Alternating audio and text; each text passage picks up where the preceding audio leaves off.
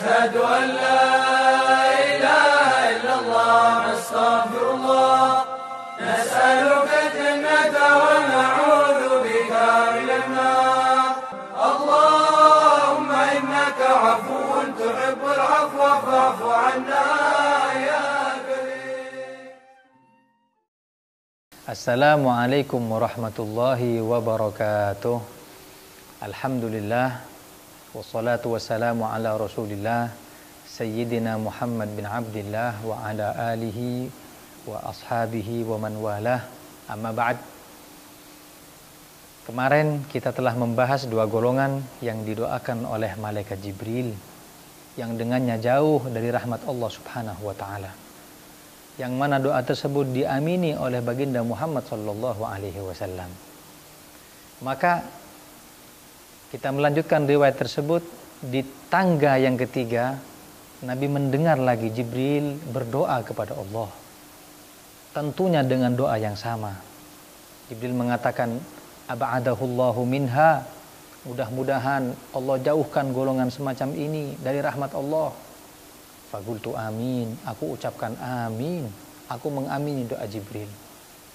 Siapa gerangan? Maka Jibril mengatakan golongan yang ketiga adalah man dzukirtu indahu falam yusalli alayya.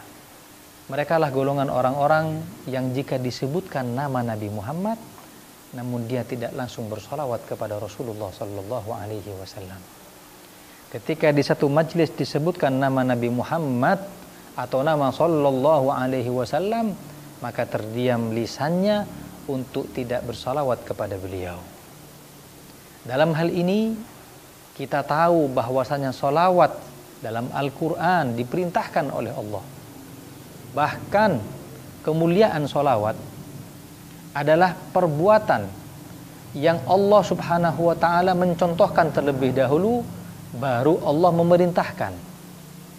Beda dengan syariat yang lainnya.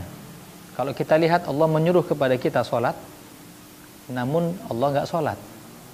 Allah memerintahkan kepada kita puasa. Kutiba alaikumusiyam, diwajibkan bagi kalian puasa. Namun Allah nggak puasa. Namun dalam hal sholawat ini, Allah sebelum memerintahkan, Allah mencontohkan. Dalam ayat Al-Quran Allah katakan, innallaha wa malaikatahu yusalluna ala nabi. Allah itu dan para malaikatnya bersolawat kepada Nabi Muhammad.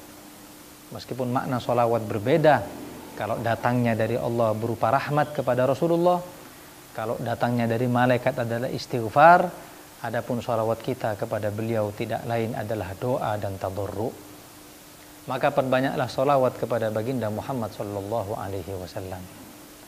Begitu pula ketika disebutkan di satu majlis nama Muhammad, yang itu adalah nama paling afdolnya nama yang diciptakan oleh Allah.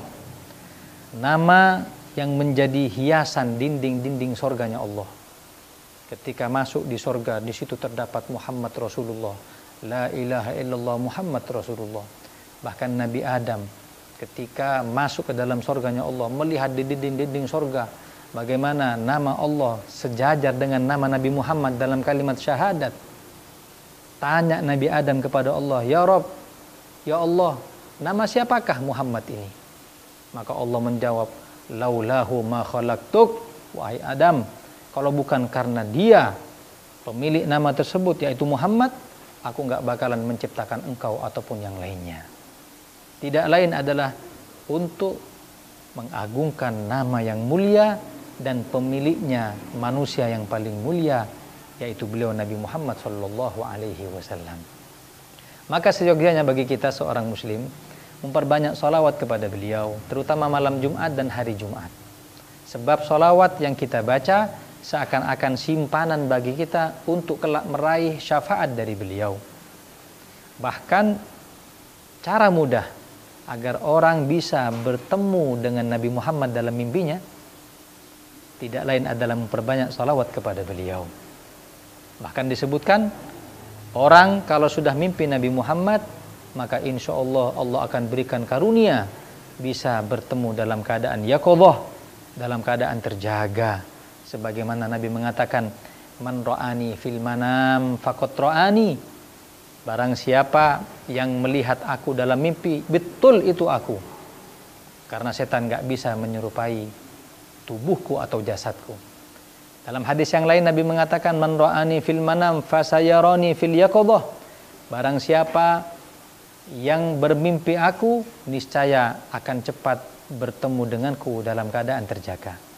Dalam keterangan tersebut minimal jaminan ketemu dengan Rasulullah dalam keadaan terjaga, yaitu ketika kita sakratul maut, ketika saat-saat ajal menjemput kita. Akan datang ruh Nabi Muhammad menenangkan kita, dengannya kita akan meninggal husnul khotimah.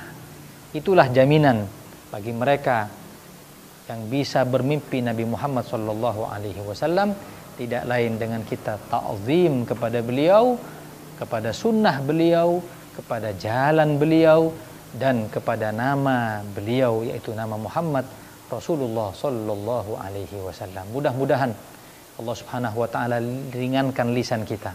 Ketika disebutkan nama Muhammad, kita langsung bersolawat, tidak lain adalah ta'zim dan mahabbah kepada beliau. Dengannya Allah berikan kepada kita syafaat, yang syafaat kelak kita bisa bersanding dengan beliau baginda Muhammad sallallahu alaihi wasallam di surganya Allah. Amin ya rabbal alamin. Wa sallallahu ala sayyidina Muhammad wa ala alihi wa sahbihi wasallam. Walhamdulillahi rabbil alamin. Tsumma assalamu alaikum warahmatullahi wabarakatuh.